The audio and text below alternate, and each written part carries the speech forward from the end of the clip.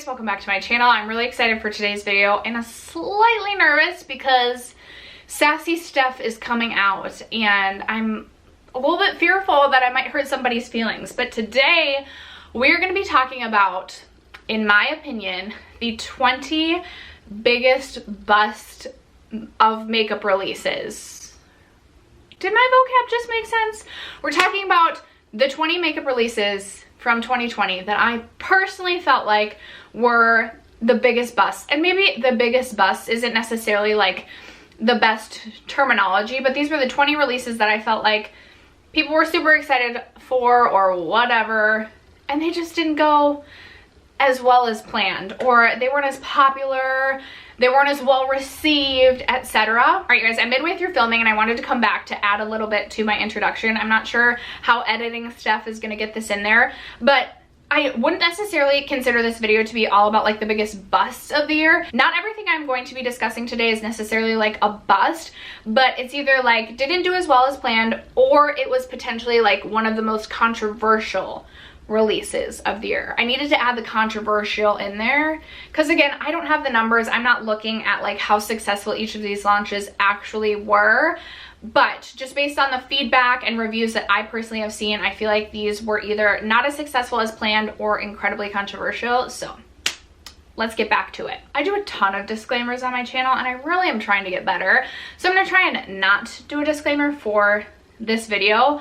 However, if your feelings are easily hurt by discussing makeup releases that you may like that I disagree with and thought that they were not a successful release, well, I'm sorry that your feelings get hurt or your day gets ruined by discussing makeup releases. I'm really sorry for you for that, but this may not be the video for you then, again, if your feelings are easily hurt. If, however, we can all be adults here and have some fun discussing 20 makeup releases that I feel like weren't as well received as maybe initially anticipated, stay tuned. First, if you have yet to subscribe to my channel and you're not easily offended and you like being sassy from time to time, I would love if you would join. We do tons of project panning on this channel. We also love to discuss palettes, just makeup palettes in general, and just makeup in general. So I hope that you will subscribe, and other than that, let's just jump into the video. LOL editing stuff here. I know I literally just said I need to stop doing disclaimers on my channel, but I'm sitting here editing and I am so embarrassed by the shade match of my foundation versus my soft tanned neck.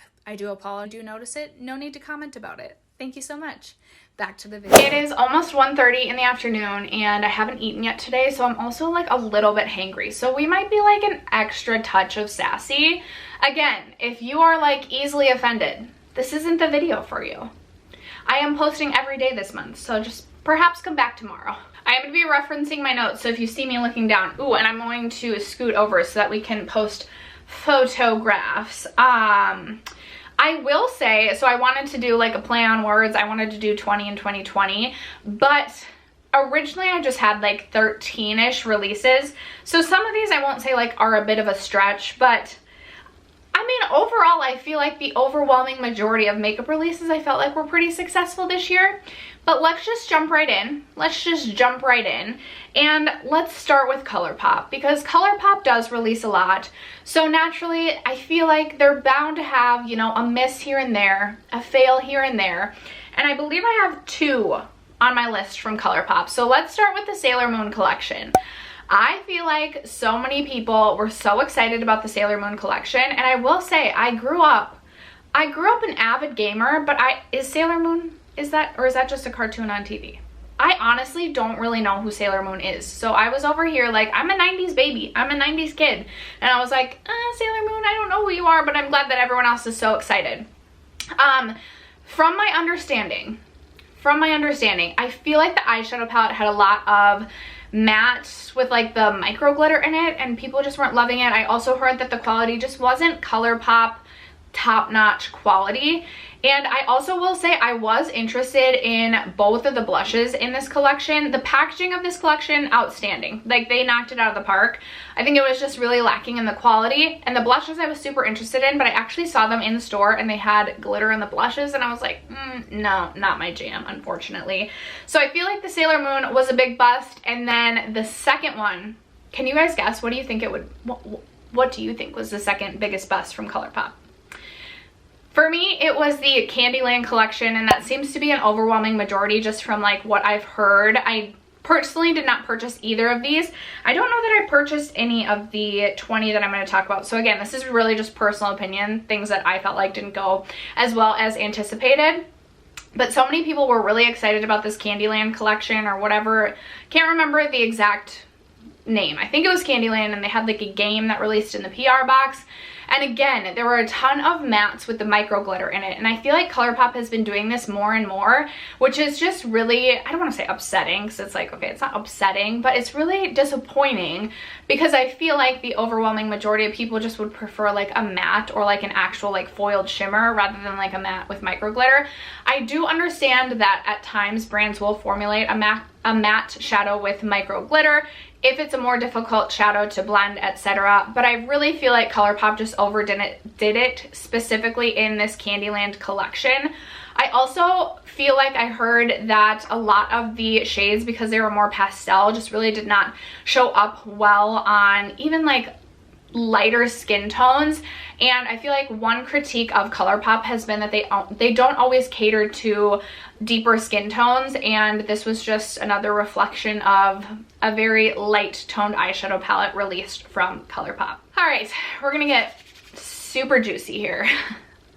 I never talk about Jeffree Star on my channel, and I hear everyone gets so scared too because people get super mean and super defensive of Jeffree Star. So I'm hoping that we can avoid that. But I have 3 releases to discuss from Jeffree Star Cosmetics that I feel like just really weren't received well. And honestly, well, do I have 4? I have 3, but I could have discussed 4 because I want to say his purple palette in like the blood, was it like blood sugar? I can't remember. It wasn't as well, no, not blood sugar. That was the red one that did really well. Then there was like the purple palette that people were really excited for. Heard the quality wasn't as good, but that's not one that I'm including on my list. We're gonna start with the least controversial of the 3 releases, which is the Blood Money palette. So from my understanding, all of Jeffree Star's fans had been requesting a green eyeshadow palette.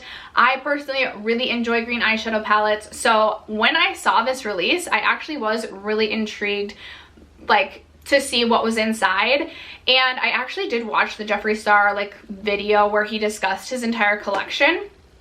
And I honestly wouldn't have even known that this release didn't necessarily even go as planned if Jeffree Star hadn't come back to make another video talking about like why his release video for that palette seemed so like staged. I think his specific words were that it felt like a infomercial on like QVC or something like that. So that is one that I wanted to include. I feel like Jeffree Star as a person and as a brand had a difficult year just due to some of the dramas that he was involved in. He's always involved in drama, but I feel like he had a little bit of a tough year. So from my understanding, this Blood Money palette did not go as well as planned. And then, I mean, obviously we have to discuss the Deceased palette. Just such poor timing. And I get like both sides of the coin. Like if this was in production before COVID happened, which I'm sure it was, then like, I mean, you are losing out on a lot of money if you don't release the palette, but it's just such poor taste. And I think the problem is that it felt like Jeffree Star just didn't have any didn't even acknowledge the fact that it was in poor taste, didn't even acknowledge the fact that he was releasing a Deceased palette in the midst of a global pandemic. There was just like, there was no acknowledgement of it. So like, I know he doesn't have a heart, but it's like, do you have a heart? And then the 3rd release was the Orgy palette. I feel like I know that there were quality issues for sure with this, and it's just like, okay, I get it's Jeffree Star, it's over the top, but it's like, okay, like, really? Like, really? Do we really have, and then like all the shade names, I'm just like really? I know that there were quality issues with this. It felt like it was just such, and I will say the same thing with the Deceased palette. It felt like there were so many like repetitive shades. Like it really could have been condensed down to a much smaller palette. Same thing with the Orgy palette. I really felt like it could have been condensed down to a much smaller palette. And overall, I again feel like Jeffree Star as a brand struggled a little bit this year, and I would say those 3 releases, man, they're on my list of top 20 biggest busts. I hope no one comes for me in the comments. All right, moving on to number 6. This one makes me really sad because I really do like Melt Cosmetics, and I actually have their eyeshadow palette on my eyes today. I have the Gemini palette with a little bit of Smoke Sessions. And I wrote down the 420 eyeshadow palette because, first of all, like, not even discussing quality, I really feel like the 420 palette is so similar to the Gemini palette. It was like, okay, come on, Melt. Like, clearly you do put a lot of effort, thought, and time into your releases. Like, why are we looking so similar to the Melt Gemini palette? It just felt very, very similar. Like, really the two could have been like almost twin sisters, not identical twins, fraternal twin sisters. That's kind of what it felt like. And I have seen a number of people who actually got that palette give really, really poor reviews on it. Can't remember who I was watching. Potentially, I don't want to say, potentially Karen Harris, may not have been. Was it Karen Harris who was saying that it was one of the worst, like it'll be one of her worst palettes that she's tried this entire year? May not have been her, but I know I've heard that from at least like 2 YouTubers recently. So unfortunately to me, that was a bust of a release. I also have the Jaclyn Hill Volume 2 palette on my list because I forgot that that even released this year. I feel like with the success of the original Jaclyn Hill palette, I would have expected this to be a kind of a bigger deal. I know Jaclyn Hill has also found herself in the middle of quite a few scandals, controversies, etc. So I feel like that definitely played a role in the success of this second palette. It also was very bright, and I feel like definitely obviously not as wearable as the original Jaclyn Hill palette. So maybe someone who was buying the original Jaclyn Hill because they felt like it was a wearable palette, not necessarily just to support her, wouldn't have been someone who would have purchased the Jaclyn Hill Volume 2. But I had forgotten that that even released this year, and for that reason, I feel like that was something that was not as successful as anticipated. Number 8 is a newer release, and I have not personally purchased anything from this brand, and honestly, I don't really care about this brand, but the P. Louise Canceled palette, definitely controversial, and I feel like honestly made a lot of people really, really upset for good reason. I think it was Smoky Glow who did a video talking about this release. Maybe it was just in an anti-haul or it was a dedicated video. I can't remember, but if I can find it, I will link it below in case you're interested in hearing a little bit more about like the background of this Canceled palette. But essentially, the owner of P. Louise, I honestly don't even know the name. I know they're a social media person. She was at a concert, said the N-word, and was then making fun of herself for being canceled for that reason. So again, just like really in poor taste, like really poor taste. I'm gonna assume maybe this didn't do as well as she would have expected. Yeah. Number 9 isn't a controversial release, but honestly, this is a release that I feel like was definitely a bust, and it was the ABH Volume 3 Cherry palette. It's the smaller one. Like the color story of this, hold on, let me reference my photo so I can let me just reference. Okay, so I'm looking at the picture now. When I look at this palette, and if you own this palette and you love this palette, I'm sorry. This is just how I personally feel. Who asked for this color story, to be honest with you?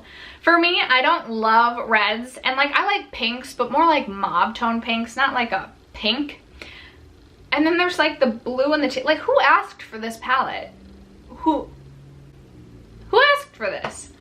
And from just all of the like sales and like bundles that ABH has been putting together and selling for the holidays, I've seen this on sale for half off multiple times. I'm just gonna go ahead and go out on a limb here and assume that this wasn't as successful as Little Miss Norvina may have been anticipating when she designed this. I don't know if she actually designed it or the team at ABH did, but it's from the Norvina collection, and who asked for this? Number 10, whew, another influencer that has found herself right smack dab in the middle of a lot of controversy, and who knows if she'll ever be back.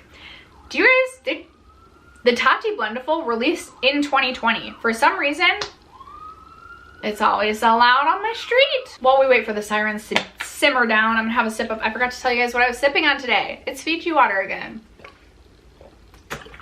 Trying to stay hydrated. What about you guys?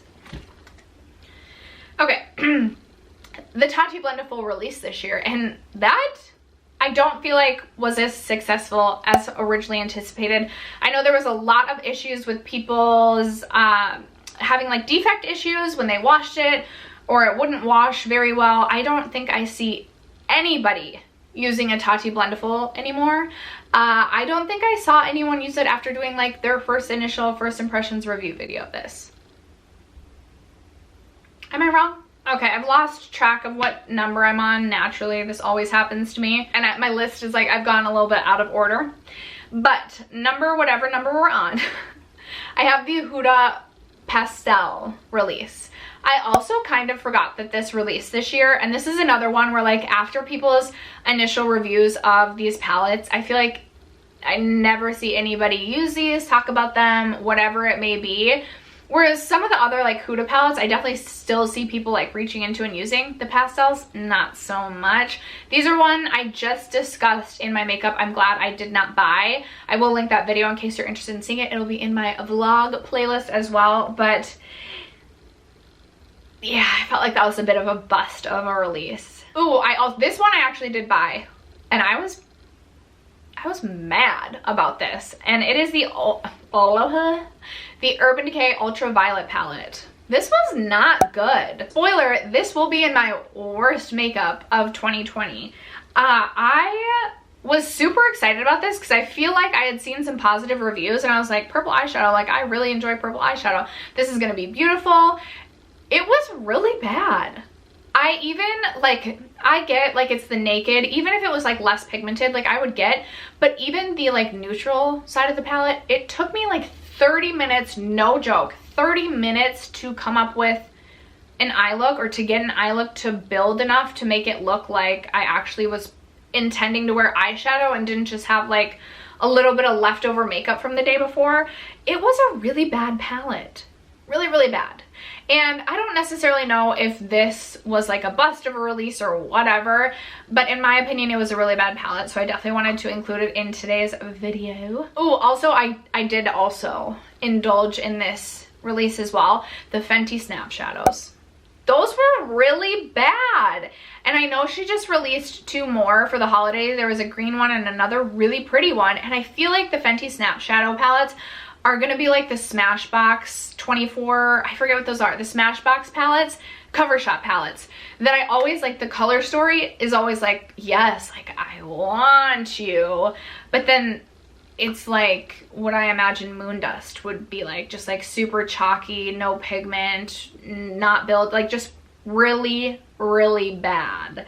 So definitely a bust of a release in general. Like maybe let's either reformulate the entire Fenty Snap Shadow line, or like let's start over and do something different. Okay, this one is a newer release, but this brand I feel like in general has had a little bit of trouble bouncing back, and it's KVD Beauty. And honestly, I could have discussed, they came out with one of those quads again, which I feel like just didn't do well when Kat Von D, they were popular when Kat Von D was the face of the brand. Then they released a quad this year, and that's not even the one I'm talking about, but the KVD Holiday palette. I gotta pull up a picture of this one as well. Okay, I'm looking at the picture now, and it actually looks like, like fine. I honestly just feel like this brand is really struggling to bounce back from the controversy, I don't know why I keep saying the controversy of Kat Von D in general. This palette just doesn't look that inspiring, and overall, like watching new makeup releases, like will I buy it videos, I feel like a lot of people are like, yeah, no thank you. So the reason I'm including this one in this video is because I feel like honestly it's kind of like one of those like, it's fine, but like also nobody really asked for this, like no thanks. Okay, the next 2 I feel like might upset people a little bit, and I'm not trying to upset people. And I'm sure that both of these that I'm going to discuss were successful in their own right. The first, let's just get the one that I feel like people will be the most annoyed about out of the way. The Makeup by Mario releases, specifically like the palette. Like I feel like people were so excited for this, myself included. And then when I saw the palette, I was like, I do like that there is the all matte palette and it looked like really pretty, like something that could definitely add value to a collection. But I heard the quality on this wasn't even that good. So even if his line is more geared towards working makeup artists, which would totally make sense, the reviews are suggesting that the quality isn't that great. So just kind of a little bit of a bummer, a little bit of a letdown. I was definitely super excited for his release, and now I'm really just not that excited about the brand. So I wanted to include that. And then the other one, my donkey ears. I call myself like, my ears just always stick out. Do you guys have wear your face mask too, where it like tugs at your ears and you look so ridiculous? Yikes-a-roo.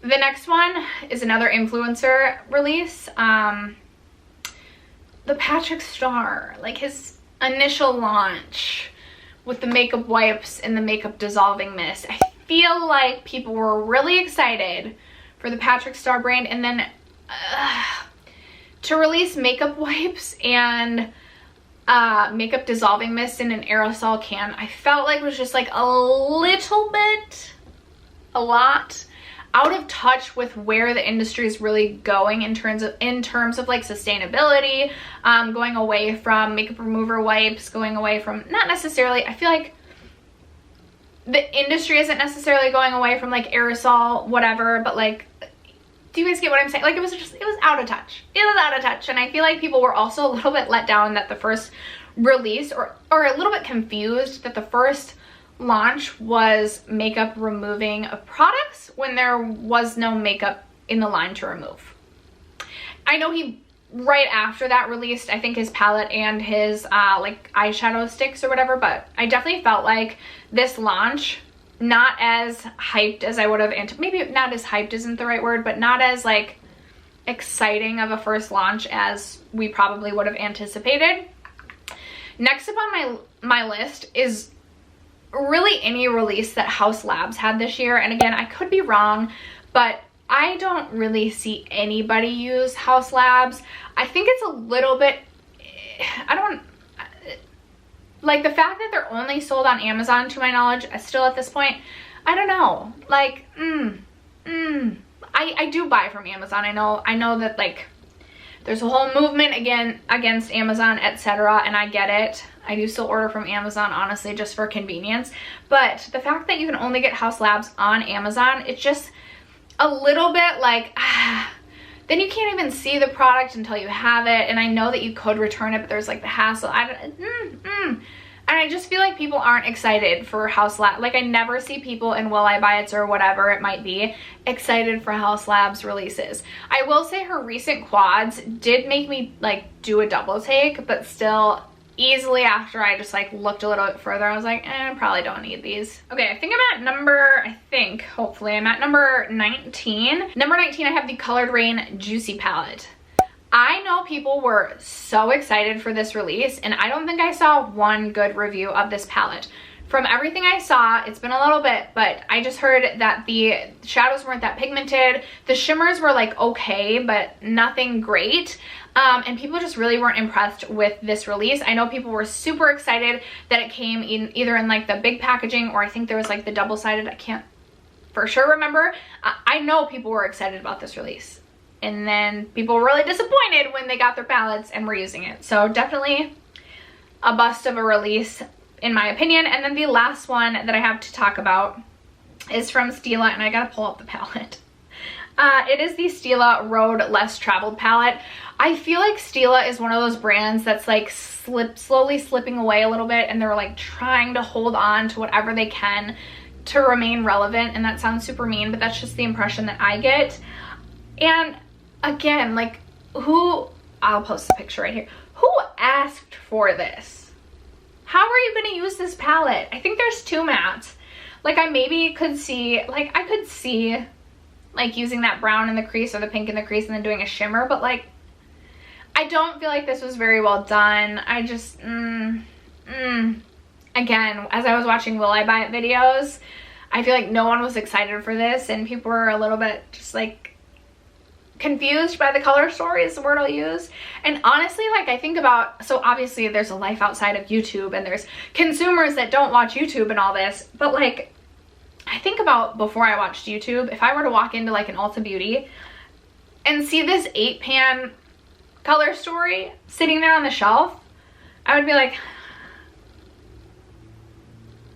how am I gonna make this work on my eyeballs? Like, what color combinations am I, like, who's gonna buy this? If you bought this, I'm really sorry. I would love to know if you like it. All right, you guys, and after that, that is going to conclude today's video talking about, in my opinion, the 20 biggest fails of makeup releases of 2020. I would love to know, do you disagree? Could you try and disagree kindly? I am a people pleaser at heart, so please don't hurt my feelings. I know I said that if you have your feelings easily hurt, this isn't the video for you.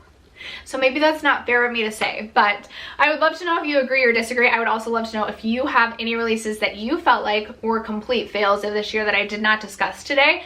Thank you guys so much for sticking around to watch today's video. Thank you for supporting my channel, for supporting Vlogmas. I love you guys so much, and I will catch you in tomorrow's video. Bye.